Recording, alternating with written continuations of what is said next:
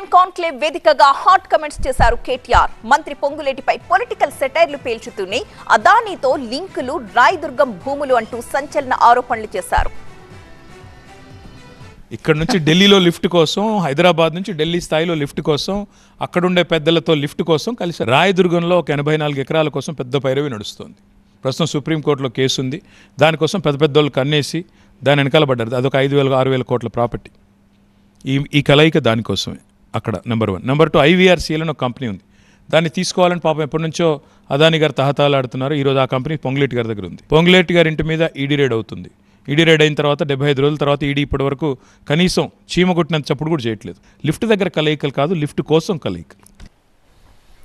BRS అధికారంలోకి రాగానే కాంగ్రెస్ తల్లి విగ్రహాన్ని గాంధీ భవన్కి పంపి తీరుతామన్నారు కేటీఆర్. మొట్టమొదటి పాయింట్ ఏంటంటే వారు పెడుతున్నది కాంగ్రెస్. కేఎం రాజశేఖరన్ గానుగ నూనె బిజినెస్ చేస్తూ నెలకి లక్షల్లో సంపాదిస్తున్నారు. మీరు వారి నుండి నేర్చుకోవాలా? అయితే ఫ్రీడమ్ యాప్ని డౌన్లోడ్ చేసుకోండి. కాంగ్రెస్ తల్లి విగ్రహం అది పెట్టాల్సింది గాంధీ భవన్లో, సెక్రటరియట్లో కాదు, నెంబర్ 1. కాబట్టి ఆ పనికిమాలిన కార్యక్రమానికి పోయే టైం కానీ తీరిక కానీ మాకు లేదు. ఏ నిజమైన తెలంగాణ తల్లి అయితే తెలంగాణ ఉద్యమంలోంచి ఉద్భవించిందో ఆ తల్లిని మేము కొలుస్తాం, ఆ తల్లిని గౌరవిస్తాం. కాంగ్రెస్ తల్లిని గాంధీ భవన్కి పంపిస్తాం, అది పక్కా. రేవంత్ ని ఎదుర్కోవడానికి తాము చాలు అంటున్నారు కేటీఆర్. అసలు కేసీఆర్ ఎందుకు బయటికి రావాలి అని ఎదురు ప్రశ్నలు వేశారు బీఆర్ఎస్ వర్కింగ్ ప్రెసిడెంట్. ఆయన మాట్లాడేది ఏంది? లాగులో తొండలు, లేకపోతే తొండ గుడ్లు, ఇలాంటి బూతు పురాణం మాట్లాడే చిట్టినాయుడుతో, తొండ పురాణం చెప్పే చిట్టినాయుడుతో మేము చాలు. దానికి కేసీఆర్ గారు ఎందుకు? ఈ బూతు పురాణం కోసం కేసీఆర్ కావాలా? మాతో తలపడమనండి చాలు. ఇంత నికృష్టంగా మాట్లాడే ముఖ్యమంత్రి ముందు కేసీఆర్ ఎందుకు రావాలండి? ఎందుకు వచ్చి అవమానాల పాలు కావాలా? అదేం దిక్కుమాలిన సాడిజం? మేమే అంటున్నాం, ఎస్ రాకూడదు. ఇలాంటి నీచుడు ఉన్నంతకాలం, ఇట్లాంటి నీచమైన భాష మాట్లాడుతున్నంతకాలం కేసీఆర్ రాకూడదు. ఎందుకు రావాలి? రేవంత్ రెడ్డికి ఏ భాష అయితే అర్థమవుతుందో అదే భాషలో సమాధానం చెబుతామంటున్నారు కేటీఆర్. కుక్కకాటుకు చెప్పు దెబ్బ అన్నట్టు ఇలాంటి వాళ్ళకి వాళ్ళ భాషలోని సమాధానం చెప్తే తప్ప అర్థం కాదు, ఎక్కదు. నాకు యాక్చువల్లీ ఎన్నడూ అలవాట్లేదు ఇట్లా మాట్లాడడం, కానీ తప్పట్లేదు.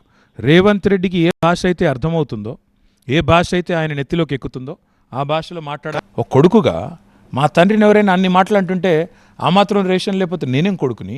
ఇవాళ రేవంత్ రెడ్డి గారు మాట్లాడుతుంటే టీవీ మ్యూట్ పెడుతున్నారు. పిల్లలు ఎక్కడ విని చెడిపోతారు, అంత నికృష్టంగా మాట్లాడుతున్నాడు. ఏం చేయాలి మరి? వీళ్ళలాగా చేయలేదు, కానీ వీళ్ళు మాకు టెంప్లెట్ ఇచ్చిపోతున్నారు. ఈ టెంప్లెట్ వాళ్ళనే మళ్ళీ అల్టిమేట్గా శాపమే వాళ్ళకి చుట్టుకుంటుంది. చర్యకు ప్రతి చర్య తప్పక ఉంటుందని కాంగ్రెస్ నేతలకు వార్నింగ్ ఇచ్చారు కేటీఆర్. మళ్లీ అధికారంలోకి వచ్చాక బీఆర్ఎస్ 2.0 అంటే ఎలా ఉంటుందో చూస్తారంటూ హెచ్చరికలు పంపించారు. రివెంజ్ పాలిటిక్స్ చేసింటే రేవంత్ రెడ్డి ఈ పార్టీకి జైల్లో కటకటాలు బయటకు వచ్చేవాడు. Creating a compulsion for us. రేపటి రోజున మా గవర్నమెంట్ తిరిగి వచ్చిన తర్వాత రాజీవ్ గాంధీ పేరిట ఉన్న ఇంకేది కానీ, లేదా ఇందిరాగాంధీ పేరిట ఉన్నది కానీ, ఇంకో గాంధీ పేరిట ఉన్నది కానీ, మహాత్మా గాంధీ తప్ప ఏదున్నా అవన్నీ మార్చక తప్పని అనివార్యమైన పరిస్థితిని రేవంత్ రెడ్డి కల్పిస్తున్నాడు. దీనికి బాధ్యుడు ఆయనే అవుతాడు. రాహుల్ గాంధీ కూడా తెలుసుకోవాలి. ఒక్క కాటుకు చెప్పు దెబ్బ ఉంటుంది. నేను పక్కాగా చెప్తున్నాను, 10 ఏళ్ళు మేము చేయలేదు ఇట్లా.